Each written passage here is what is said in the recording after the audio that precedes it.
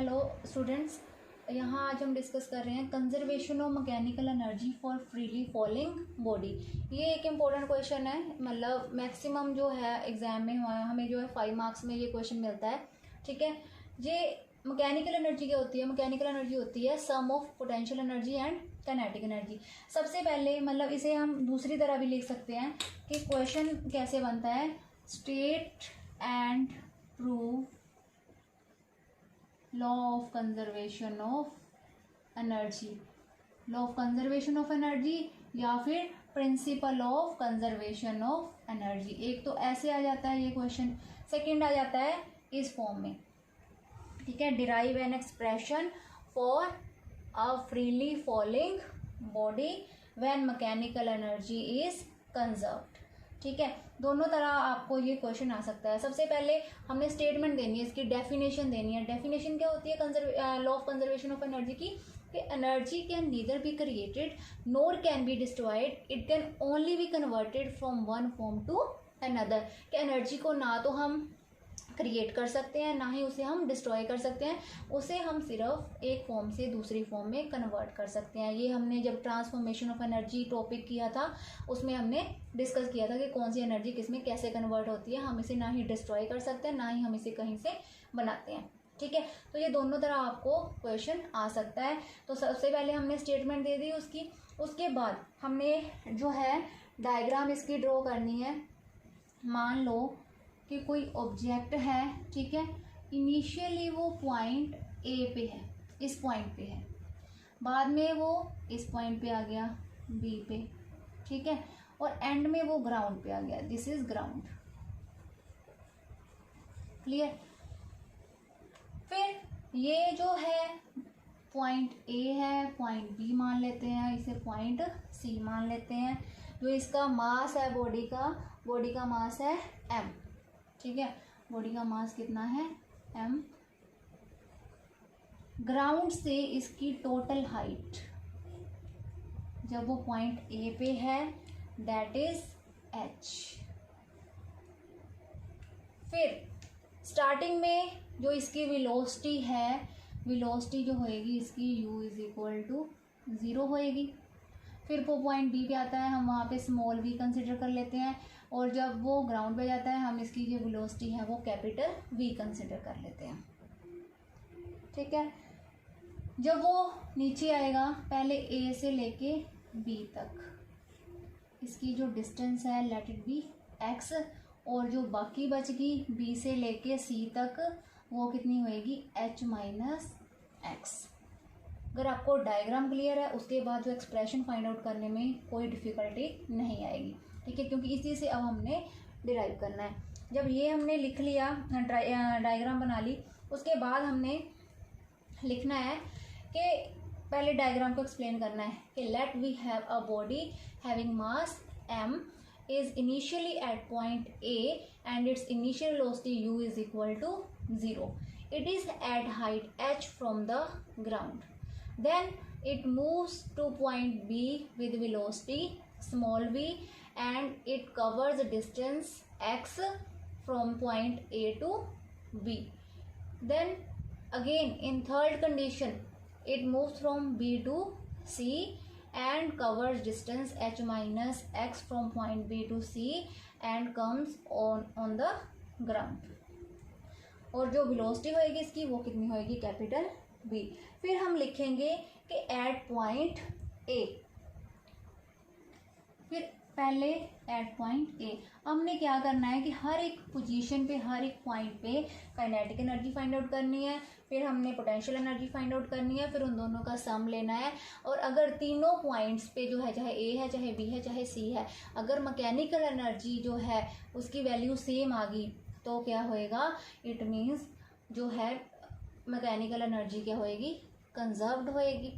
ठीक है, तो कोई भी पॉइंट हो फिर मतलब फ्रीली फॉलिंग बॉडी के लिए तो क्या होना है, हर जगह जो है mechanical energy will be conserved. ठीक है, यही हमने यहाँ भी प्रूव करना है। ये इसकी दूसरी स्टेटमेंट एक और है कि टोटल एनर्जी जो है, total mechanical energy of a system is always conserved.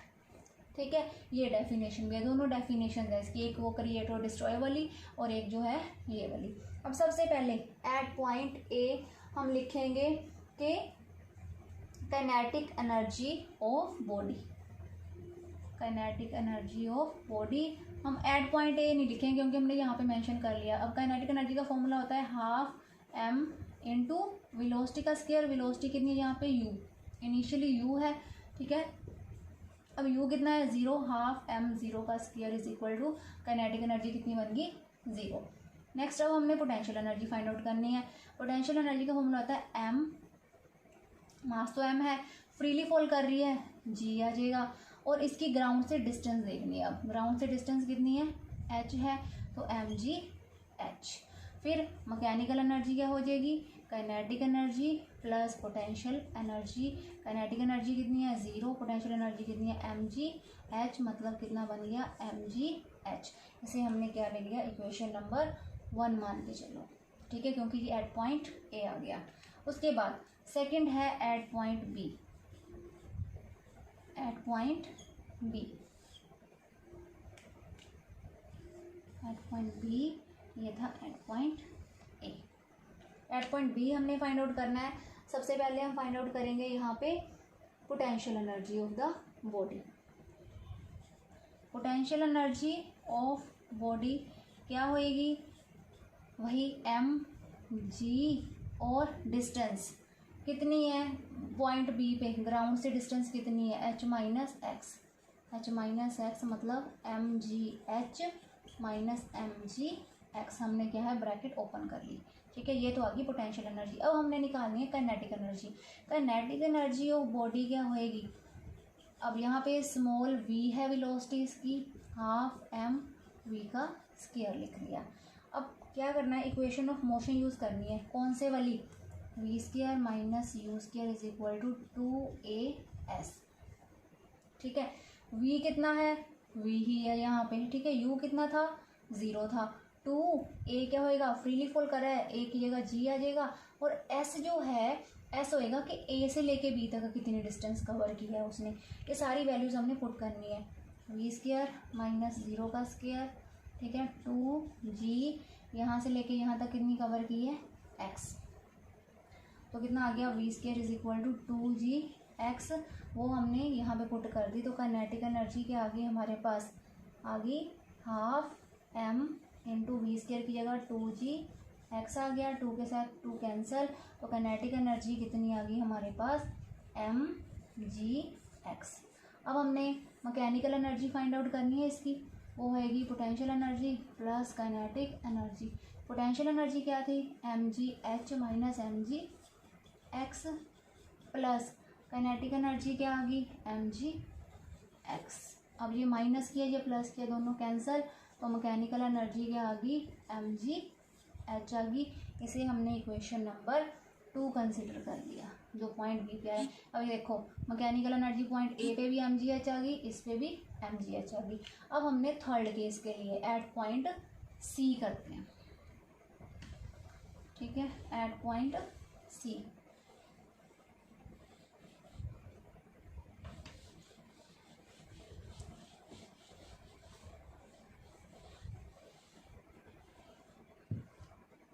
Third is at point C.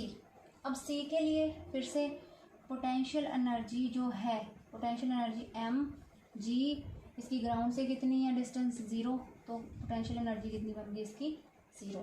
Kinetic energy क्या बन जाएगी हाफ एम, कैपिटल वी है यहाँ पे velocity square, again using equation of motion, कौन सी V square minus U square is equal to 2as।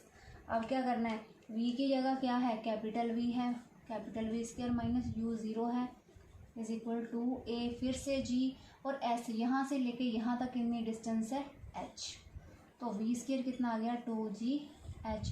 हमने यहाँ इस इक्वेशन में पुट कर दिया। काइनेटिक एनर्जी क्या आ गया हमारे पास हाफ m v स्क्वायर की जगह 2gh, 2 के साथ 2 cancel is equal to mgh, ठीक है। अब मैकेनिकल एनर्जी हमने फाइंड आउट करनी है, वो क्या है kinetic energy plus potential energy, kinetic energy है mgh प्लस पोटेंशियल एनर्जी कितनी थी 0, सो मैकेनिकल एनर्जी कितनी आ गई mgh। इसे हमने इक्वेशन नंबर 3 कंसीडर कर लिया।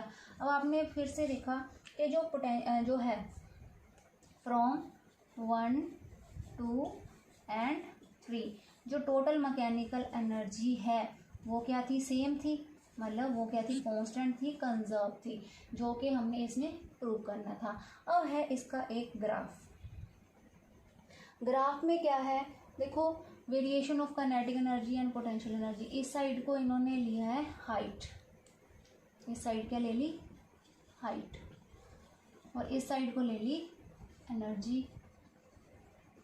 क्लियर। हाइट 0 है तो पोटेंशियल एनर्जी कितनी होगी 0, ठीक है। हाइट 0 है, मैक्सिमम क्या थी, काइनेटिक एनर्जी। क्लियर। मैक्सिमम क्या थी यहाँ पे, काइनेटिक एनर्जी। तो जैसे जैसे हाइट बढ़ती गई जो काइनेटिक एनर्जी है वो नीचे आती गई, ठीक है। और जैसे जैसे हाइट बढ़ती गई काइनेटिक पोटेंशियल एनर्जी जो है वो इंक्रीज होती गई, ठीक। तो यहाँ से हम ये लगा सकते हैं, ये लाइन आएगी, इट मीन्स क्या है, ये है मैकेनिकल एनर्जी का ग्राफ, मतलब potential energy plus kinetic energy. और ये किसका ग्राफ है, ये है पोटेंशियल एनर्जी का, क्योंकि जैसे जैसे हाइट कम होगी ये भी 0 हो गया, जैसे हाइट मैक्सिमम थी तो ये है काइनेटिक एनर्जी का, ठीक है। ये ग्राफ आपने एंड में वहाँ पे ड्रॉ करना है।